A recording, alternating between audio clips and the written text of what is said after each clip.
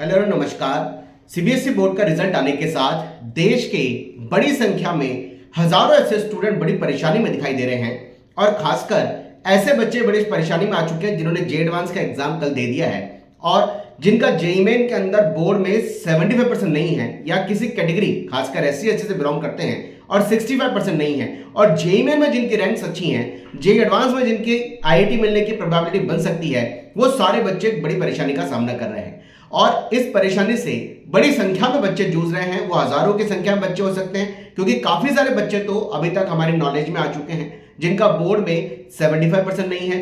65% नहीं है, जिनके जेईई में रैंक्स अच्छी आ गई। कईयों की तो रैंक बहुत ज्यादा अच्छी है, कईयों की रैंक 10,000 के अंदर भी है और कईयों की रैंक 70,000 50,000 अलग अलग है और बोर्ड में परसेंटेज नहीं बन पाई है। कई सारे बच्चे तो दुविधा में आ गए कि 13 मई को जब रिजल्ट डिक्लेयर किया गया, 17 मई को उन्होंने जे एडवांस के एग्जाम को दिया ही नहीं है। ऐसे बच्चे भी सामने आ चुके हैं। हालांकि ये पहली बार नहीं है, कई सालों से ये चीज देख रहे हैं कि जब से बोर्ड का 75% लगता है और खासकर जब सीबीएसई बोर्ड का रिजल्ट आता है तो बच्चे बड़ी परेशानी में आते हैं और उनको कंफ्यूजन होता है। कुछ रास्ते निकालूंगा और एक रिक्वेस्ट करूंगा हाथ जोड़ के सीबीएसई को, जोसा काउंसलिंग को और भाई एनटीए को भी कहीं ना कहीं इन सब चीजों पे आने वाले टाइम में सोचना होगा कि जिस तरीके से बच्चे परेशानी का सामना करते हैं और देश का सबसे बड़े संख्या में बच्चा सीबीएसई बोर्ड का बच्चा होता है जो किसी भी कॉम्पिटिटिव एग्जाम को लिखता है, चाहे वो मेडिकल का एग्जाम हो, चाहे वो इंजीनियरिंग का कोई भी बड़ा एग्जाम हो, और जब बोर्ड के अंदर 75% की एलिजिबिलिटी या फिर 65% या फिर टॉप 20% की एलिजिबिलिटी को कई बार बच्चे पूरा नहीं कर पाते हैं और जेईई में बहुत अच्छी रैंक उनकी आती है, एडवांस में कई बच्चे क्वालिफाई हो जाते हैं, काउंसलिंग के लिए एलिजिबल हो जाते हैं, बोर्ड में उनकी एलिजिबिलिटी बन नहीं पाती है। बड़ा परेशानी होती है। हो क्या रहा है और प्रॉब्लम क्या है, सोल्यूशन क्या है, दोनों तीनों चीजों में बात कर लेते हैं। प्रॉब्लम ये आई है कि जेईई का रिजल्ट आ गया, एडवांस का एग्जाम हो गया, मेन की ऑल इंडिया रैंक आ गई, बच्चों की रैंक अच्छी आ गई, लेकिन बोर्ड में एलिजिबिलिटी क्राइटेरिया खासकर सीबीएसई और भी इंडिया के बहुत सारे बोर्ड हैं, एलिजिबिलिटी क्राइटेरिया बच्चे पूरी नहीं कर पाते हैं और उस वजह से परेशानी में आ गए हैं। प्रॉब्लम यह है कि जब बोर्ड में 75% नहीं है, काउंसलिंग जोसा की 2 जून से अभी तक प्रपोज्ड है क्योंकि जे एडवांस रिजल्ट 1 जून को आएगा, 2 जून को जोसा काउंसलिंग का प्रोसेस चालू होगा जिसके लिए चॉइस फिलिंग के लिए 9 डेज का टाइम मिलेगा। बच्चों के पास में जोसा की काउंसलिंग या फिर इंडिया के किसी भी कॉलेज की काउंसलिंग की अगर बात करूं, खासकर जोसा, क्योंकि बड़ी संख्या में 2.5 लाख बच्चा, 2.5 लाख बच्चा जो जेईई मेन का एग्जाम लिखता है वो जोसा काउंसलिंग में पार्टिसिपेट करता है।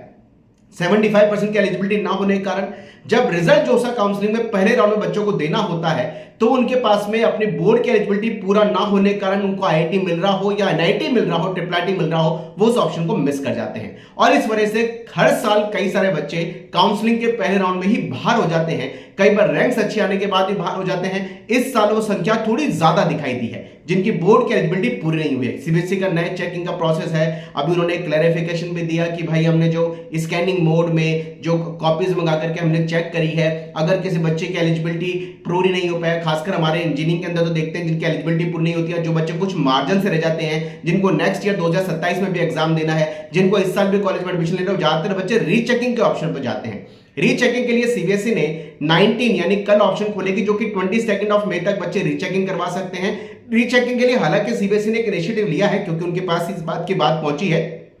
कि पहली बार ऑनलाइन मोड में, स्कैनिंग मोड में कॉपी चेक होने के कारण बच्चों को ऐसा डाउट है कहीं हमारे नंबर कम तो नहीं आ गए, तो सीबीएसई ने कहा कि भाई हम फीस में जो आपकी रीचेकिंग की रीएवल्यूएशन की फीस है उसको रिड्यूस कर देते हैं। उन्होंने काफी फीस रिड्यूस भी करी है। इवन तो ये भी बोला है कि अगर किसी बच्चे के रीएवल्यूएशन में मार्क्स बढ़ते हैं तो उसको पूरी फीस का वापस कर देंगे जो छोटा अमाउंट वो ले रहे हैं। इस बार अमाउंट सीबीएसई ने रीचेकिंग या रीएवल्यूएशन के लिए काफी कम कर दिया है। अब लेकिन बात आती है कि सीबीएसई को क्या करना चाहिए और जोसा को भी किस तरीके से इस चीज का सोल्यूशन निकालना चाहिए ताकि बच्चे उस काउंसलिंग के लिए एलिजिबल हो पाए। सीबीएसई बोर्ड को कोशिश करनी चाहिए कि जो वो रीएवल्यूएशन करने के बाद में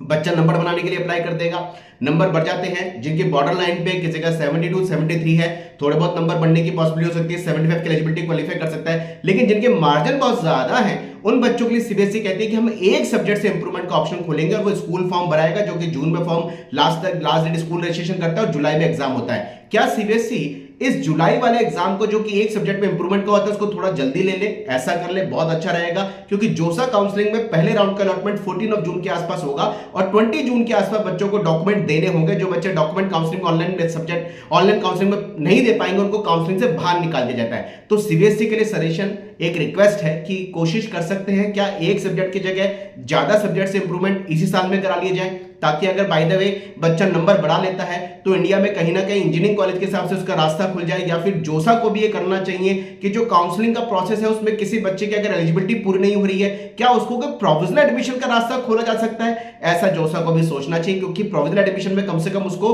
लास्ट राउंड तक अगर उसकी सीट खाली नहीं जाती है, अगर उसको एलिजिबिलिटी पूरी हो जाती है, वो इंप्रूवमेंट एग्जाम देकर के अपनी मार्कशीट दे देता है, तो क्या ऐसा हो सकता है कि जोसा इनिशियली उसको प्रोविजनल एडमिशन दे दे और आगे जोसा उसके एडमिशन को फाइनल करे, अगर वो एलिजिबल नहीं हो रहा है, मार्कशीट नहीं दे पा रहा, तो फिर उसके एडमिशन को कैंसिल कर दे। या फिर सीबीएसई ऐसी कोशिश कर ले कि एक सब्जेक्ट में जिन बच्चों का मार्जिन परसेंटेज बहुत ज्यादा है वो एक सब्जेक्ट में एग्जाम अगर इंप्रूवमेंट कर देंगे तो भी प्रोबेबिलिटी इतनी स्ट्रांग नहीं है कि वो 70% या फिर कैटेगरी अकॉर्डिंग 60% की एलिजिबिलिटी को पूरा कर पाए। क्या सीबीएसई ऐसा कर सकती है कि एक सब्जेक्ट के इंप्रूवमेंट की जगह 2 या 3 सब्जेक्ट से बच्चों को ऑप्शन खोल दे, जो बच्चे लायक हैं, जिनकी कैपेबिलिटी है, स्ट्रेंथ है, वो 2 या 3 सब्जेक्ट में इसी साल इंप्रूवमेंट का ऑप्शन खोल के एग्जाम दे दे, ताकि उनका साल बच जाए, उनके किसी इंजीनियरिंग कॉलेज में कोई रास्ता खुलता है, इवन दो एनआईटी कोई रास्ता खुलता तो वो खुल जाए। या फिर जोसा काउंसलिंग थोड़ा सा रियायत कर दे। क्या ऐसा हो सकता है कि 75% की एलिजिबिलिटी अगर किसी बच्चे की नहीं है, उसको एनआईटी मिल रहा हो, आईआईटी मिल रहा हो, उसकी रैंक के अकॉर्डिंग जो भी उसकी कंपटीशन एग्जाम में रैंक जेईई में एडवांस में आई है, उसको प्रोविजनल एडमिशन दे दो, लास्ट राउंड तक अगर डॉक्यूमेंट नहीं दे तो उसको बाहर निकाल दे। क्या ऐसी रियायत हो सकती है? और मैं तो रिक्वेस्ट करूंगा सीबीएसई से भी,